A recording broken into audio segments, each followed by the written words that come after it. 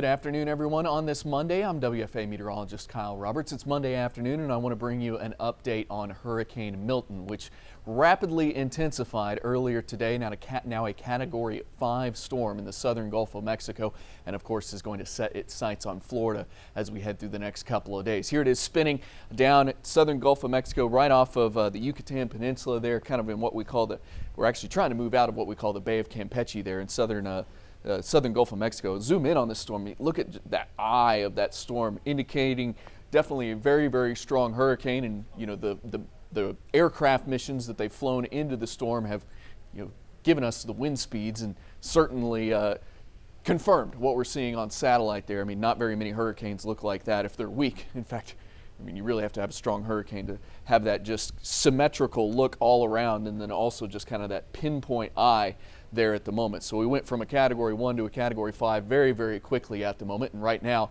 it is a Category 5 storm. There you go, with wind speeds of 175 miles an hour, gusting to 190, and it's moving off to the east here at about 9 miles an hour. Already raining in parts of Florida, but that has nothing to do with the hurricane at the moment. It's just some rainfall that's already happening well out ahead of the storm, and unfortunately just raining on the people trying to prepare for the storm and or evacuate for the storm as well, because there's already been quite a bit of evacuations happening in parts of Florida. Let's talk about the track of the storm. It is going to weaken, at least in terms of wind speed, as it approaches the state of Florida. So by the time it's making landfall, this would be Wednesday evening, there you go, 7 o'clock, winds of 125 miles an hour. So that's obviously not as strong as what it is now. That makes it a high-end Category 3 storm. Now, that doesn't mean for the people of Florida that you can let down your guard, because it may not be a Category 5 at landfall. What can happen a lot of times with hurricanes is if they're really intense like they are now, Category 5, and then they start to weaken, it's already a big storm, but they actually start to get even bigger, and the wind field within the strongest winds within that storm kind of expand as well.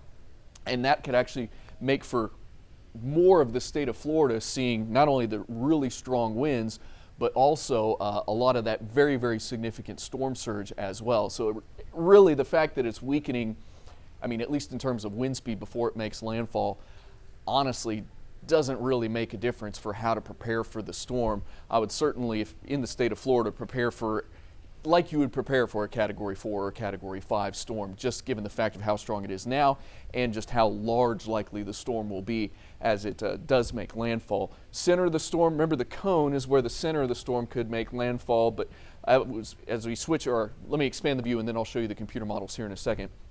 Expanding the view across kind of the big track there, it will end up tracking out into the open Atlantic and not be a problem for the U.S. anymore after that as we head into the late week time frame. But there you can see the track heading into Florida here over the next several days, with that official landfall happening Wednesday evening. But Florida will certainly feel the effects of the storm well before that.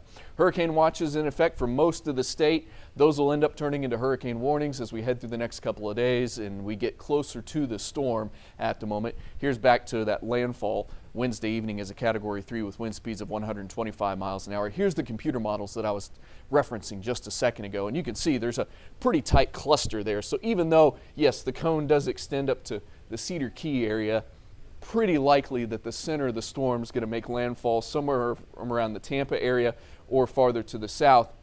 The farther south the center of the storm makes landfall, it might lessen the storm surge a little bit for the Tampa Bay area. It would increase it for the Fort Myers, Sarasota area, may decrease it just a little bit for the Tampa area, but honestly, if it makes landfall anywhere within kind of this spread of models, it's not like the storm surge along the west coast of Florida is not going to be significant. It will be significant for pretty much the entire coastline. Rainfall totals, of course, this is just the rain that's going to fall, not flooding from storm surge, just flooding potentially from rainfall, and this could extend well inland from the storm. It's 6 to 8 inches max in kind of the center part of Florida, 4 to 6 inches on the outside of that, but there could be localized rainfall totals up to 15 inches in some locations. Here's that storm surge I was referencing a second ago. Anywhere from around 5 to 12 feet for anybody in red here. Lower storm surge the farther north you go, 3 to 5 feet Cedar Key, and kind of in the bend of Florida, 1 to 3 feet. I've already seen questions about the Destin area, Pensacola, place very popular, Panama City, very popular vacation locations in Florida, will not be affected by this storm. That's all up here So really not expected anything for with this storm for those locations. But yes, certainly the entire western coast of the peninsula of Florida will see significant storm surge with Milton as it gets closer. In fact, this is kind of a more high-res view of that storm surge in and around Tampa Bay. Here's the legend for you.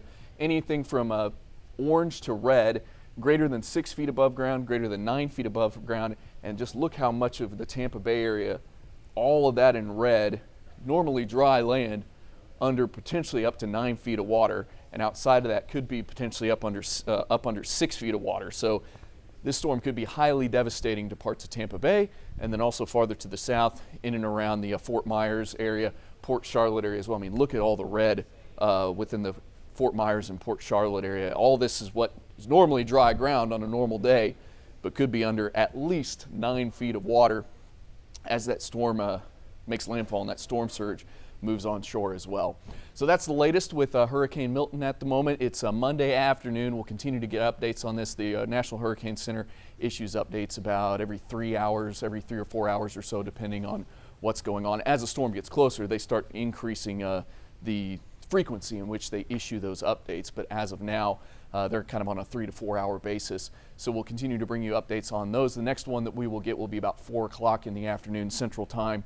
So here in Texas, that'll be about 4 o'clock our time. For obviously Florida, it'll be about 5 o'clock their time. And then after that, we'll get another one at 7 and 10 o'clock. And you get the idea as we head through the next several days. But just the beginning at the moment. This storm not due to make landfall until Wednesday evening, but Florida will certainly start to feel the effects of the storm as soon as probably Wednesday during the day, and already having rainfall falling in the state as well. But that has nothing actually to do with Milton at the moment. Milton will only get closer and thankfully will weaken a little bit, but I really honestly don't think it'll lessen the impacts too terribly much for the state of Florida as it moves toward Florida and eventually moves into Florida sometime during the day on Wednesday.